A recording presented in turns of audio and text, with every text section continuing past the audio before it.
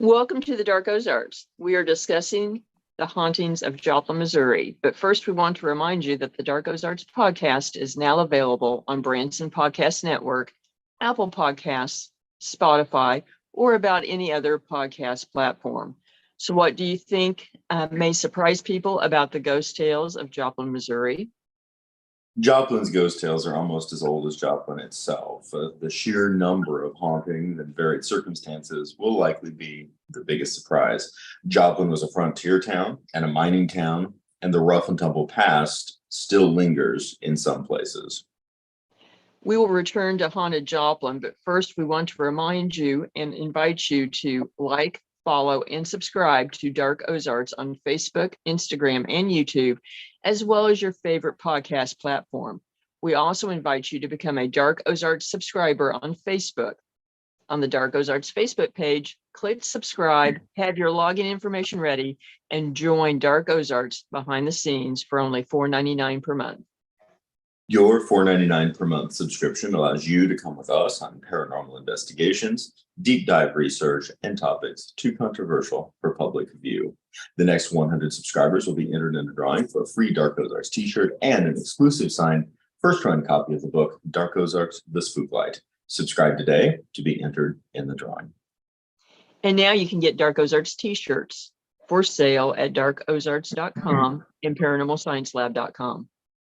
We encourage you to check out Always Buying Books in Joplin, Missouri, in person and online, on Facebook and at the website alwaysbuyingbooks.com for all of your reading needs, including a large section on the paranormal, history, and more. Not to mention, the building is haunted. Tell Bob and Elise we sent you. We also want to thank Beard Engine Brewing Company in Alba, Missouri.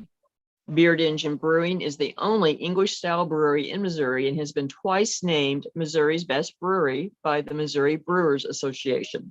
Great beer and great food in a historical building with a noir past. And yes, their building is haunted too. Tell Nate and Tiff that we sent you. I am still fantasizing about the grilled peanut butter and jelly sandwiches with a stout beer. We need to make that happen. Yes, we do.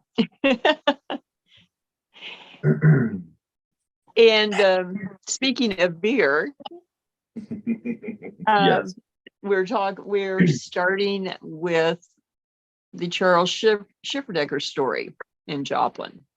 We are, and something that to me is really a standout of note about Joplin, Missouri, is, for me anyway, as a comparative outsider to the town. You're not. You grew up in the Tri-State Mining District, but I did not grow up in the Tri-State Mining District. Today, Joplin is about approximately 50,000 population, larger when you include the region of Galena and Webb City and Carthage, etc. But comparatively speaking, in the scope of things, the scope of the world, it's a comparatively small town today, approximately. Yes. Not a tiny town, not Hollister, but in the, compared to even our regional big cities, Kansas City, St. Louis, Little Rock, it's a comparatively small town.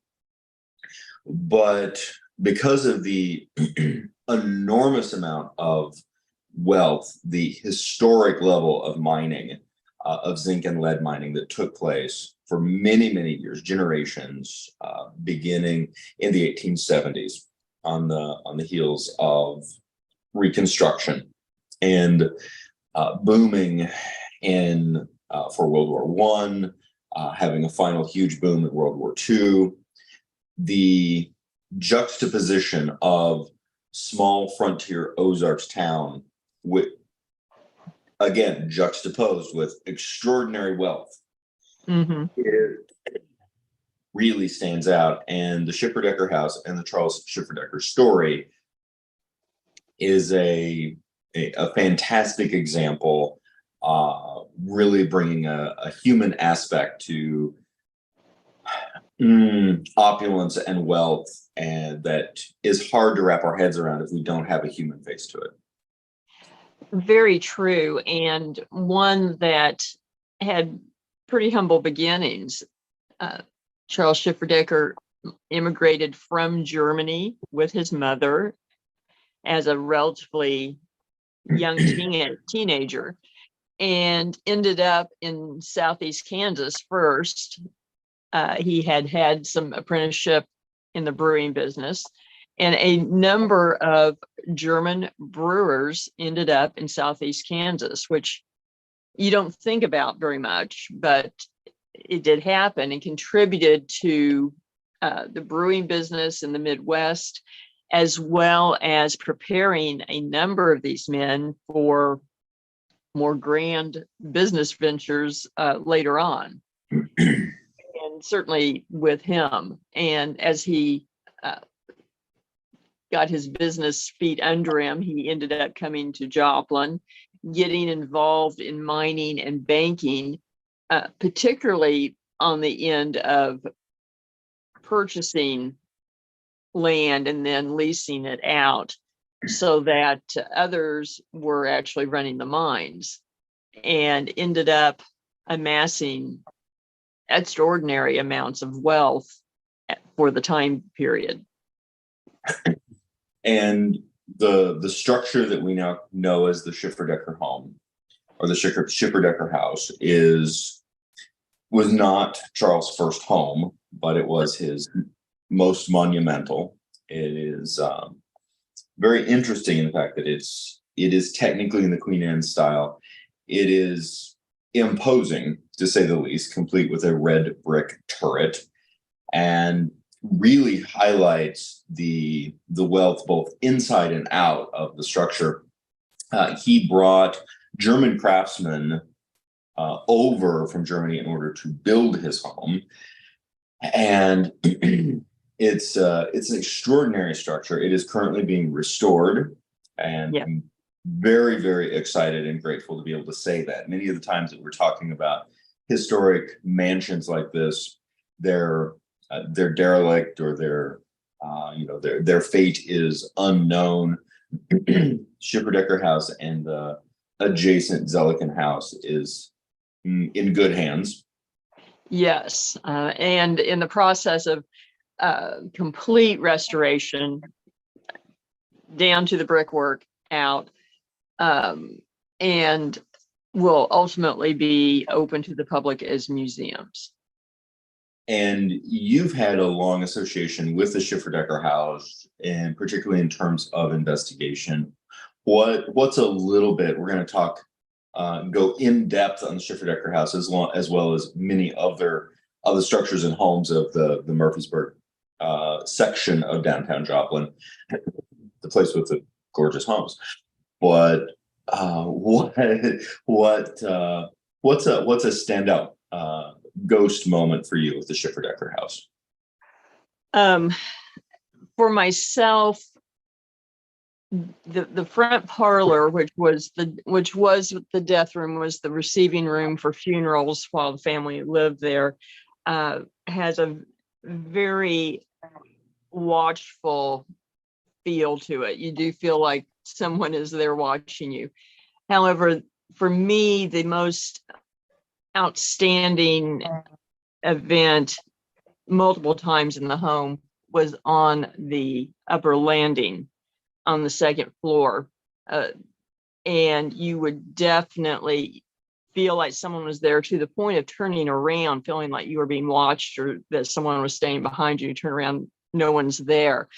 And that was the site of two tragic deaths later on, not of the Schifferdecker family, but of the Freeman family. And so it's not too surprising. I actually found out where they passed in the house after I'd had experiences on the landing, so it did not surprise me. But definitely you feel like you're not alone, and just a gorgeous house. It is absolutely beautiful. It's one of those homes that you drive by and it does catch your attention, which of course it is designed to. Exactly. That was the point, and it succeeded.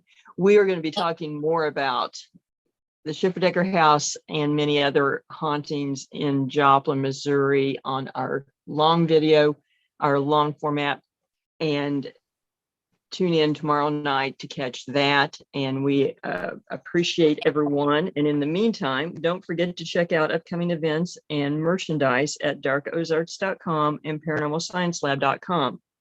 Thank you again to Always Buying Books and Beard Engine Brewing Company for helping to bring the Dark Ozarks to everyone. On the next episode, we are going to be discussing the most iconic haunted mansions in the Ozarks. Catch the Dark Ozarks podcast on Branson Podcast Network, Apple Podcasts, Spotify, or on any other podcast platform. Thank you, everyone.